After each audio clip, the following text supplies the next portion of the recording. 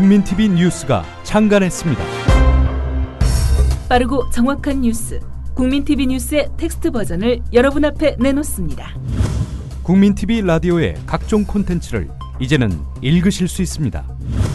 뉴스.국민.tv, 국민TV 뉴스에서 세상의 모든 뉴스와 만나세요.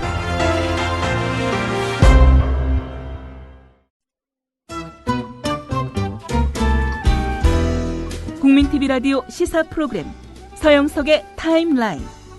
이제는 뉴스메이커와 만나시겠습니다. 여야가 국정원 국정조사를 위한 청문회 증인 채택에 합의했습니다.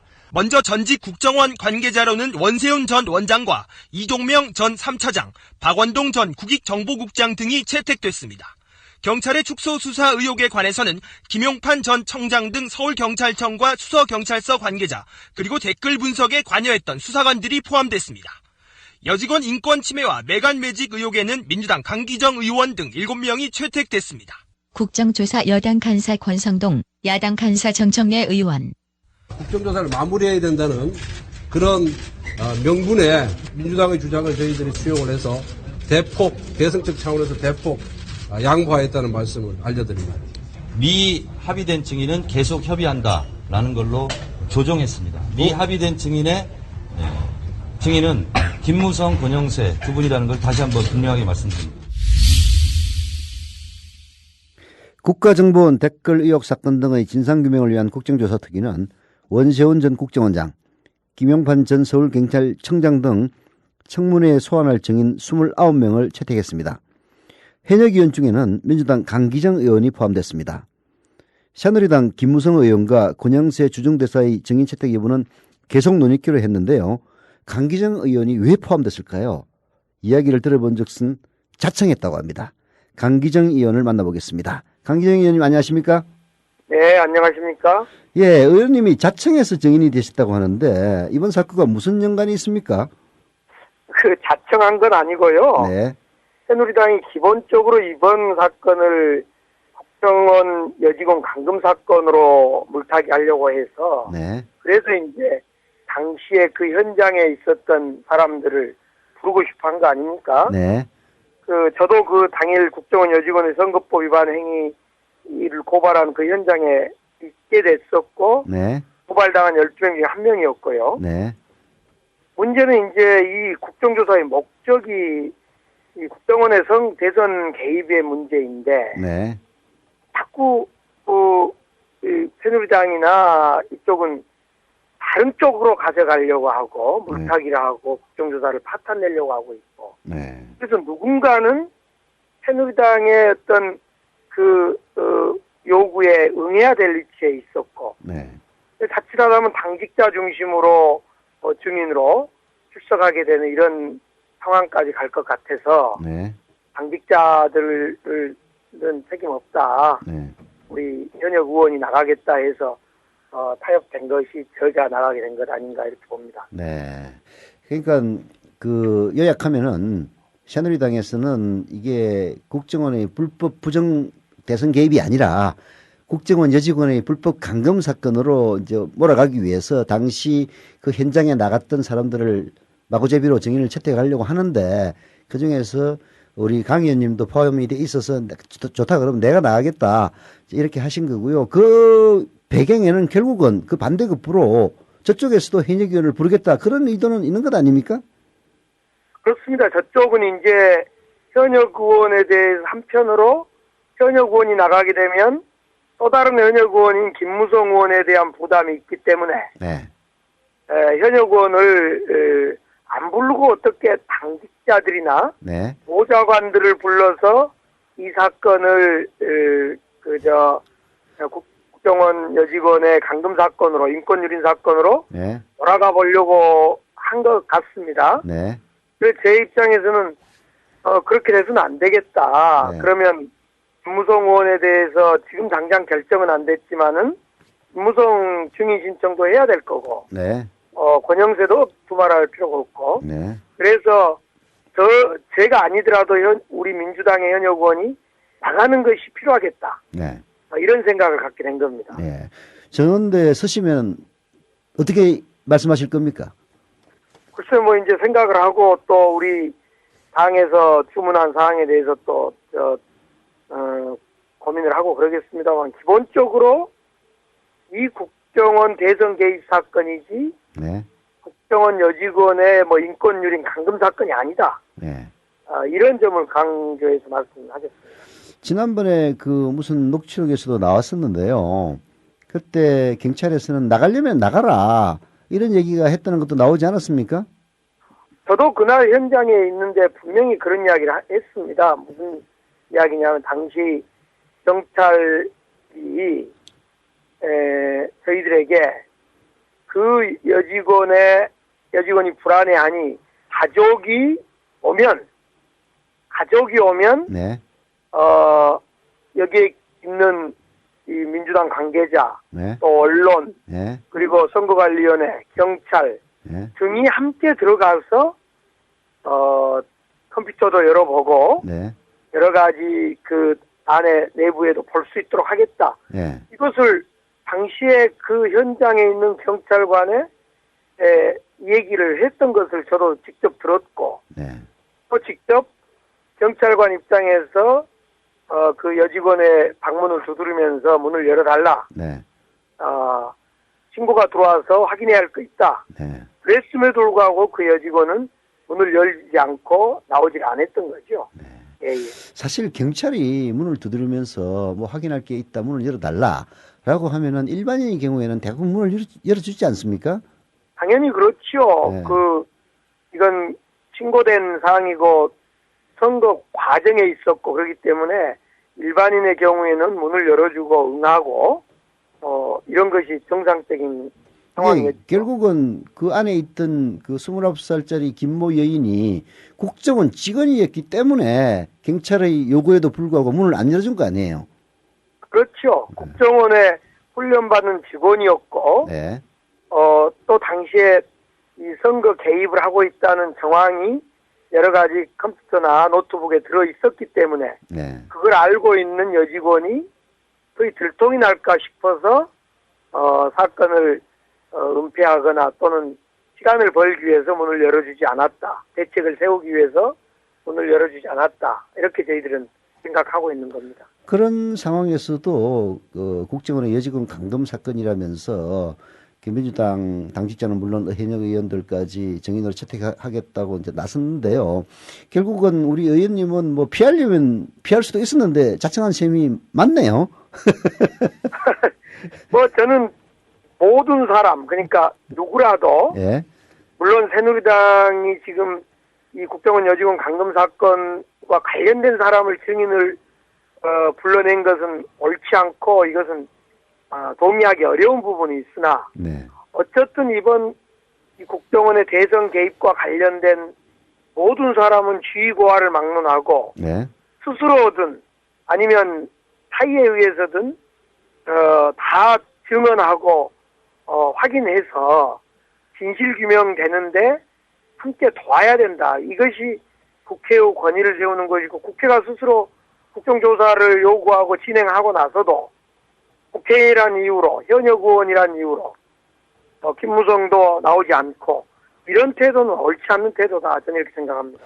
자, 그러면요. 이제 정의 문제에 대해서 하나씩 여쭤보겠는데요. 원세훈과 김용판에 대해서는 정인으로 합의도 했고 나오지 않으면 동행명령장도 발부하겠다. 여기까지 갔는데요. 현실적으로 두 정인이 나올 거라고 보십니까?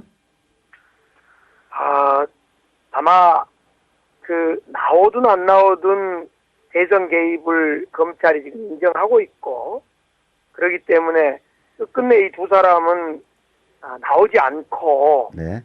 이 스스로가 진실을 말하지 않은 쪽을 택하지 않을까 저는 이런 쪽에 더 무게 중심을 두고 있습니다.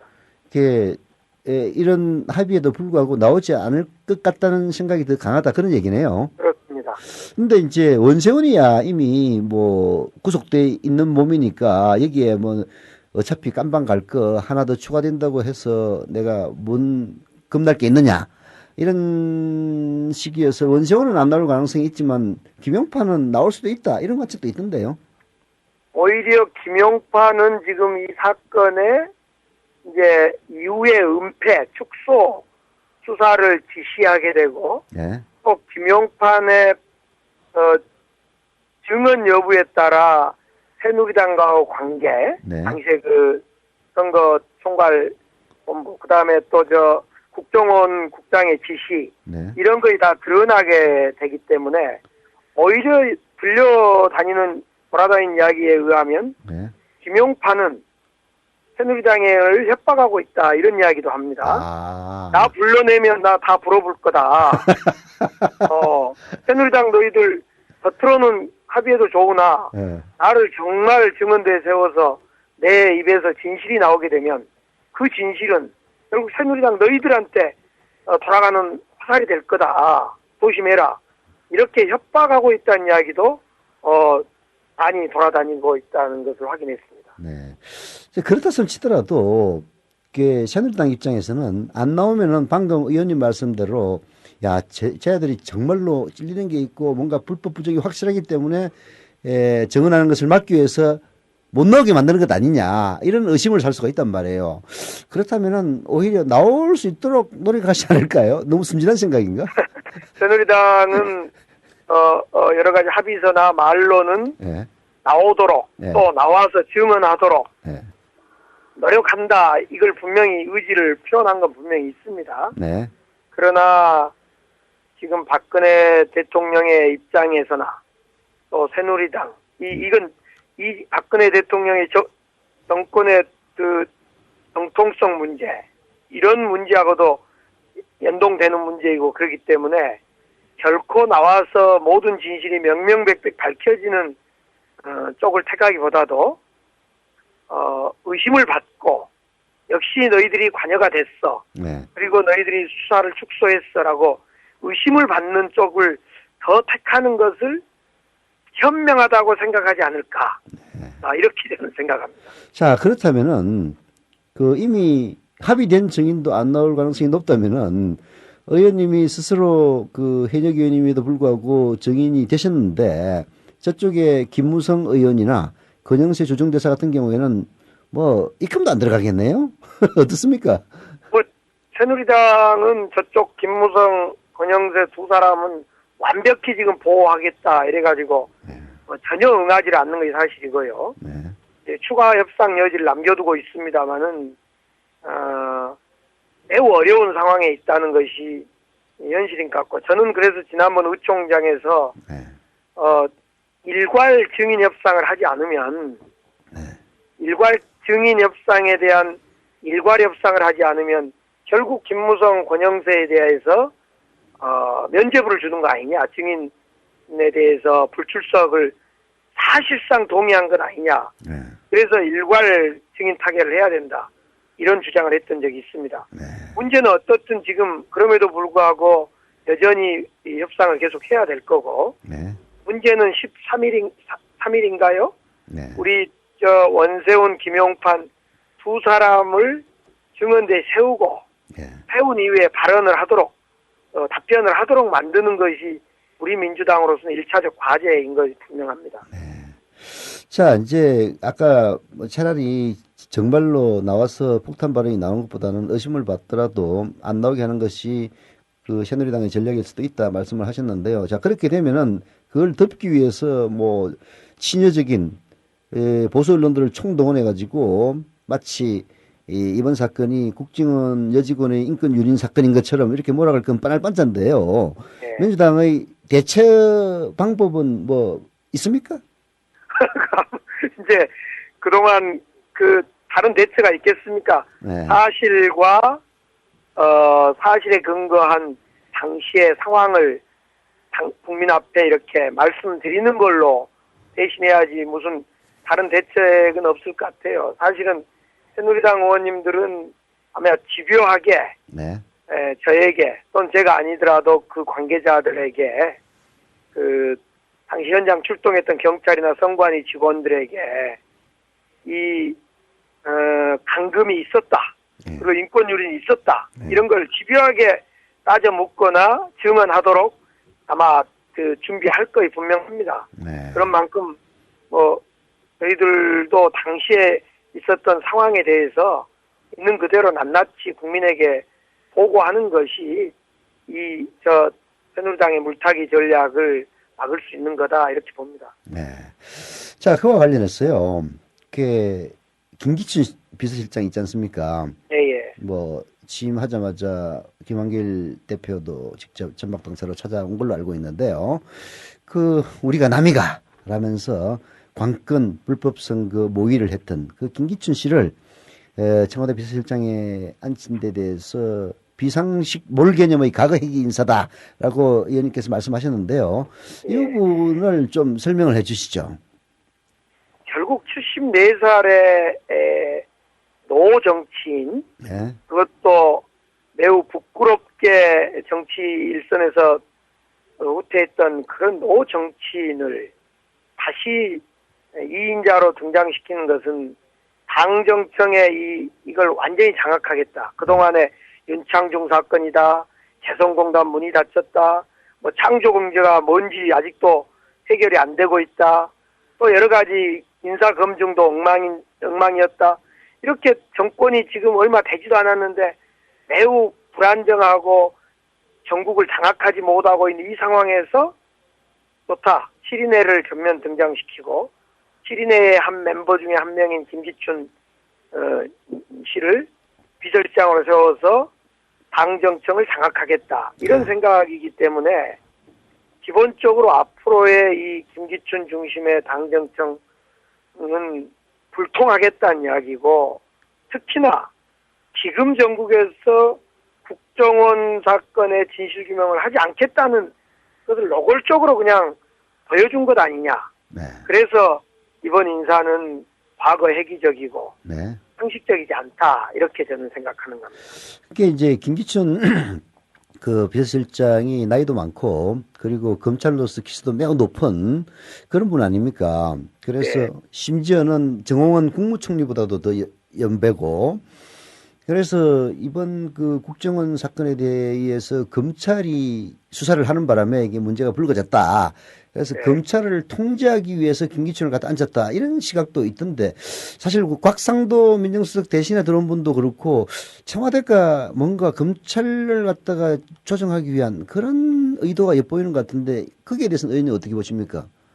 그러니까 이제 지난번에 민정수석 총체적으로 청와대 수석들의 무능과 어떤 준비 안 됨이 드러났던 지난 일기라고 표현하면 일기 과정이었던 것 같고요. 네. 이제 그 중에 당연히 인사검증도 안 되고 또 이번 국정원 대선 개입 사건에 대해서 박근혜 대통령 입장으로 보면 대응을 잘못하고 있다. 지금 이렇게 판단하는 것 아니냐. 그래서 그런 것들에 대해서 컨트롤 타워를 제대로 좀 세워야 되겠다. 그 중심에 김기춘 유신 헌법 초안자이자 정수장학회 일기 장학생이자 검찰의 어떤 확실한 어떤 이 맥을 잇고 있는 이런 사람을 세운 거 아닌가 이렇게 생각합니다. 네. 예, 의원님, 하여튼 정원돼서 잘 해주시고요. 예. 지금까지 말씀 감사합니다. 네, 감사합니다. 강기정 의원과 함께했습니다.